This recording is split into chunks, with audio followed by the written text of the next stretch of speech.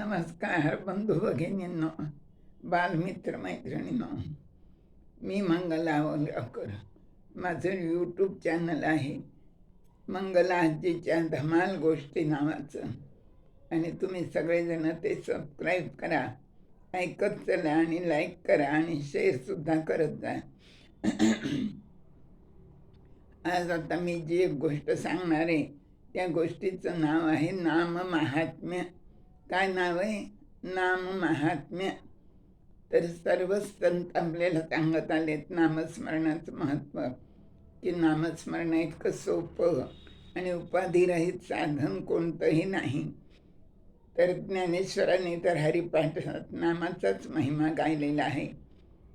तर आता हे संत नामदेव हे ज्ञानेश्वरांच्यापेक्षा वयाने मोठे होते आणि त्यांनी खूप अभंग लिहिलेले आहेत.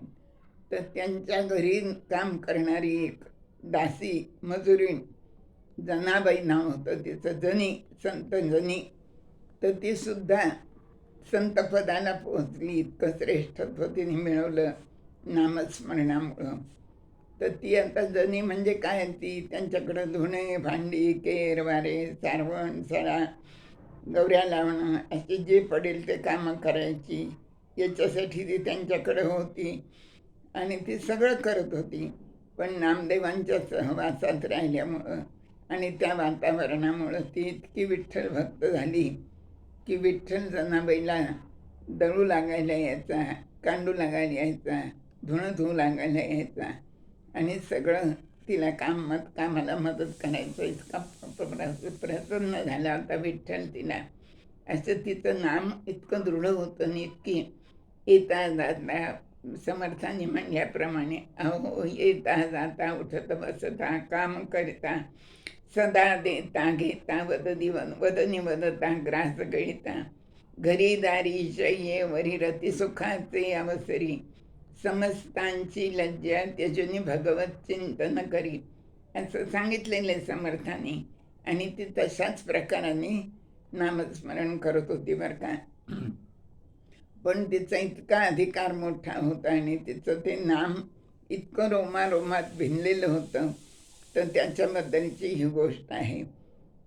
संत जनीचा महिमा संत कबीरांना कळला. कबीर काशीमध्ये होते आणि त्यांनी जनाबाईबद्दलची हकीकत ऐकली आणि मग त्यांच्या मनात उत्सुकता निर्माण झाली की संत जनाबाईला आपण भेटावं, पाहावं म्हणून ते सरळ काशीहून पंढरपूरला आले आणि नामदेवांच्या घरी आले. तर नामदेवांच्या घरी आल्यानंतर त्यांनी चौकशी केली जनाबाईची. तर घरातल्याने सांगितलं की ती गोपाळपूरला गेली म्हणून. पंढरपूरला जवळच नावेतून जावं लागतं, गोपाळपूर म्हणून ठिकाण आहे. तर ती तिथं गेली म्हणून सांगितलं. मग लागलेच कबीर पण गोपाळपूरला जायला निघाले आणि मग गोपाळपूरला गेल्यानंतर तिथं पोहोचले आणि रस्त्यात दोघीजणी भांडत बसलेल्या दिसल्या, दोन बायका त्यांना. आणि गौऱ्यांचा मधोमध ढीक ठेवलेला होता आणि एक जण दुसरीला म्हणत की माझ्या ह्या गौऱ्या आहेत, पहिली तिला म्हणत होती ह्या माझ्या गौऱ्या आहेत. असं दोघींचं खूप वेळ भांडण चाललेलं होतं. आणि मग तिथं जेव्हा कबीर पोहोचले तेव्हा त्या दोघीपैकीने एकीने विचारलं की ही तिराईत आहे, त्यांना काहीच माहीत नाही आहे, तर यांना आपण विचारूया, नक्की निवाडा करतील ते आपल्या ह्याचा म्हणून, कुणाच्या गौऱ्या किती आहे त्याचा. तर जी दुसरी होती ती खोटी होती, खोटारडी होती, भांडखोर होती आणि जनाबाईचं वर उगीच ती आळ घेत होती. तिच्या गौऱ्या अगदी थोड्या होत्या आणि जनाबाईच्या खूप गौऱ्या होत्या. जनाबाई अगदी खरं बोलणारी होती. मग हे म्हणाले, कबीर म्हणाले की मला तर काहीच माहीत नाही आहे, मी कसा काय निवाडा करू?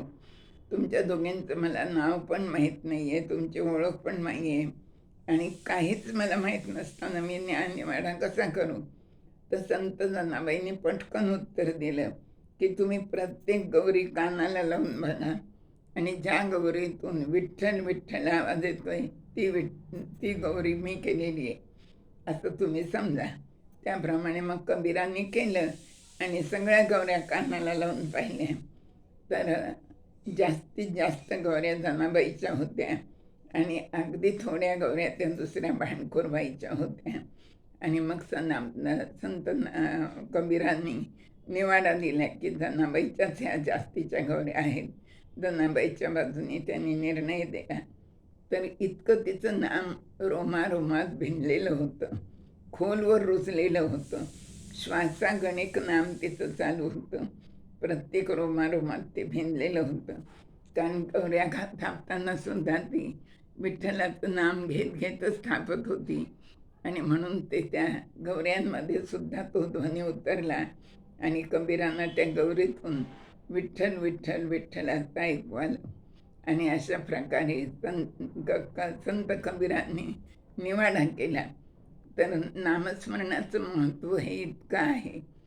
आपल्याला सगळ्या संतांनी सांगून ठेवलेलं आहे, ज्याला खर्च लागत नाही, ज्याची चोरी होत नाही, जे कुणाला नेता येत नाही, ज्याला कोणतीही उपाधी नाही, जे कुठल्याही परिस्थितीत करता येतं, असं हे सोपं नाव लहान मोठ्यांनी सगळ्यांनी अगदी मनापासून आपल्या श्वासाबरोबर घेतलं तर त्याला अगदी त्याचं पूर्ण आयुष्य बदलून जातं आणि त्याचं कल्याणच होतं.